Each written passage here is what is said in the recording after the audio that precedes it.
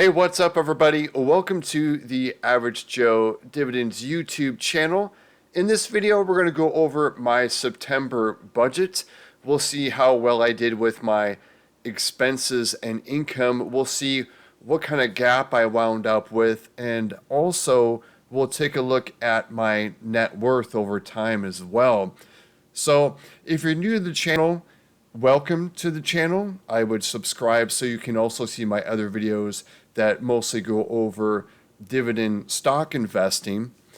And what we're looking at right now, this is my tracking sheet. This is a Google Docs spreadsheet. I'll leave a link below if you want to use this maybe as a template, and I highly recommend that you track all of your expenses. I know a lot of people hate doing this, but I think you need to do this to help start building your wealth, especially if you are in debt. To get a hold of your expenses, you can see right here, visually where you're spending your money. And we can see, with the pie chart, I don't really necessarily look at this. A lot of people may look at this and say, wow, your housing costs are over half of your expenses. But actually, with me, it's a really good thing because I don't really spend a whole lot of money on other things. I don't have student loans or credit card debt or a loan on my auto. I have a completely paid off car. And that's not to brag. I used to have credit card debt. I used to have student loan debt. And I also used to have a loan on my car. But when you have those things paid off, it's going to help you out with building your wealth and actually lower your expenses. We'll just take a quick glance at my expenses again. I put every single penny down and I log it. And there's really nothing, out of the ordinary here. The highest expense that I face every single month is my mortgage. And it's probably the same for a lot of you, where it's your rent or your mortgage is your highest expense. And I'm trying to make that go away. And what I've been doing is I've been incrementing my mortgage by $100 every month. I built a new home back in February, and the non-tax assessed mortgage payment that I have, that includes insurance and low taxes, the actual value of my home hasn't caught up with me yet, and that's going to change in February. And I think I calculated it's going to be around $1,700 with the full taxes, but right now I'm only obliged to pay $1,278, but I rounded that up to $1,300 the first month, and I've been adding $100. So you'll see next month it'll be $2,000. But I also have a plan though to sell in my Vanguard taxable brokerage account. I may liquidate that to just completely pay off my mortgage balance, which is about $179,000. So I'm looking to really lower this and just have a bill for my insurance and taxes, and that will be probably about $500, $400 or $500, right around there. So that'll greatly reduce my housing costs. And I also recommend you track your income, but we'll just take a look at the total expenses. So I had total expenses of $3781.02. We'll look at just last month and kind of see how I did. So I was actually able to lower my expenses there by several $100. And we'll go back. Let's go to the income side of the equation, and we can see my W-2 income. This is net of my, of taxes and also what I contribute to my 401k. So I get paid twice per month. But you can also see there's some other income sources that I have, which are interest from savings accounts and also dividends. And I'm sure most of you are familiar with my dividend portfolio updates, as well as all the dividends I receive. And so that's what these are. You can see these are things like Kroger. A lot of times we'll see this on the other side because Kroger is a grocery store, but I do shop, for groceries as well. You'll see those over in my expenses side. And then Black Hills, this is a utility company, but you can see they're paying me on this side of the ledger and paying me a dividend. But we can see here's a high payment from interest. So really we can see it's interest, dividends, and I also do some surveys over at Swagbucks. I'll leave a link below if you want to make some extra money using Swagbucks. And if you use my link, it'll help me out. I think it gives me like $3 if you sign up, and it's at no cost to you. So we'll just scroll down here. And I use a 2% cashback credit card through First National Bank. And that's a redemption right there, the $50. We'll keep scrolling down. You can see a whole bunch of dividends I received. Here you can see some large ones from SCHD, and then BST is a monthly payer, so I get that every month. And over at Vanguard, I have some investments over there.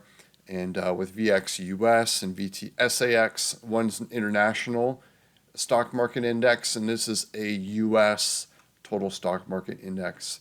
So, but of course, what I'm investing in is not investment advice. I'm just showing you where I'm receiving this income from. And we can see the income total for the month was $7,958. Then I've totaled up the W-2. Here's the total dividends. Here's the total just in interest from cash. Here's the surveys. And sometimes I sell some things on Facebook. This month I didn't sell anything. And then YouTube, I generate a little bit of income from YouTube, nothing for this month. So we can see the gap that's between my W-2 income and my expenses. So I was able to have a gap of $1,918.54. And if you add in the interest, surveys, Facebook, and YouTube, that gap was $2,283. I'm not counting the dividends in there because what I'm doing is I am reinvesting these dividends I receive and buying more shares. So with Black Hills, Kroger, all of these, I've bought more shares. They're going to be fractional shares for most of them, but not all of them. With like the SCHD, I got like 12 more additional shares. Same with the BlackRock's BST. I got like 13 more shares there just by reinvesting those dividends, which means I'm going to receive larger dividends the next time that these pay. So let's go on over to my expenses breakdown. You can see again, most of it was in housing. I have some miscellaneous. I have a dependent son who I help him with some of his expenses through college, and that's what most of this miscellaneous is. And of course, you can see the other breakdowns, from grocery, gifts, entertainment, electronics, things like that. And then to close this out, we're going to go over my net worth statements. And over at Vanguard, I have a taxable brokerage account as well as IRAs over there, a traditional IRA and a Roth IRA. I have a IRA with M1 Finance, and that's the value right there of that. And then T Row, this is my 401k with my current employer. And pretty much this is my prior employment kind of 401k that's been rolled over to an IRA. And then over at Synchrony, I have about a 6 months emergency fund over there that's gaining interest. You saw what the interest payment was over here. And I got $227 just for parking that money over there. And it's going to be lower because I moved some of that over to M1 Savings. I have most of it over there because Synchrony lowered their interest rate. I think it's at 4.3 while M1's paying 4.5. And then over at Capital One, I have cash over there. This is, just over a 2-month emergency fund over there. And then I have a taxable brokerage account, and this is where most of these dividends are coming from these individual positions, and as well as SCHD, BST. Those are all coming from this M1 taxable brokerage account. And then over at M1, they're paying 4.5% interest, and I have $59,000 over there. That's over 1 year of expenses for me over there. And then here's my home equity. And then here's the total. So I ended the month of September 2024 with a net worth, this is rounded to the nearest $100 for every account, at $1,727,500. And the 1 month change, just looking back and comparing it to August of 2024, I increased my net worth by $26,000. And it's really mostly with stock appreciation in my prior investments, and only 2,283 of that was because of the gap between my income. And then the change from 1 year, so in 1 year I was able to increase my net worth by $391,900. And then look at this, in just over 2 years I've increased my net worth by $643,500. And again, this was not by winning the lottery or investing in a stock and making 100 times my money. It's just been the slow and steady increase of just the stock market slowly increasing. And this is the net result of that. So that's all I had to show you guys, was what my expenses were compared to my income, and just trying to show you just month over month of just having these wins like this. I mean, this is not a huge win. I know a lot of people will envy that gap, and I know there's a lot of people who have a gap that's much larger, and I could trim my margins and lower my expenses with my housing and increase this gap even more. But I just want to show you this as motivation as well. And again, please track all of your expenses, because you can see maybe where you're leaking money if you're going out to eat too much, or you have that car payment, whatever it is, or loans, things you're paying off that are just causing you not to have that gap.